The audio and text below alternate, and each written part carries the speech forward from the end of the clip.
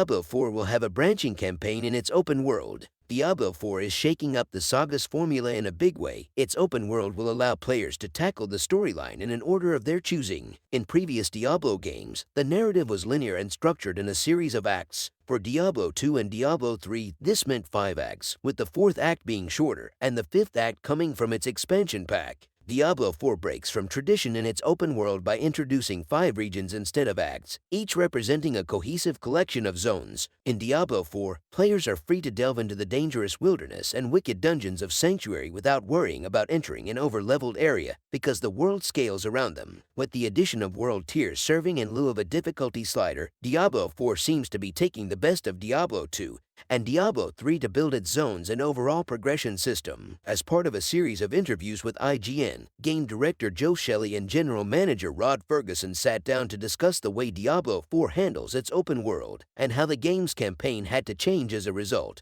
Introducing open world into the Diablo franchise made Blizzard realize very early on that a linear narrative could no longer work in Diablo 4. It had to branch out. Though the story is still linear, it seems that players are allowed to choose which act to undertake after concluding the game's prologue. Ferguson goes on to say that despite having a clear main story, players aren't necessarily pigeonholed into following it. Diablo 4 isn't interested in holding the player's hand and will guide them towards the main quest if they want, but will otherwise allow them to explore a region and level through its side quests, dungeons, and the open world overall. When it comes to designing a balanced game world, Shely states that Diablo 4's philosophy is all about monster density. Traversing through the lands of Sanctuary should feel exciting and be devoid of dull moments, but never to the point where too many groups of enemies clutter up the screen and make it hard for players to go through a zone. With Diablo 4 introducing mounts to the franchise, it also allows a bit of leeway to make bigger zones, though Helltides and Nightmare Dungeons will make up the vast majority of Diablo 4's in-game.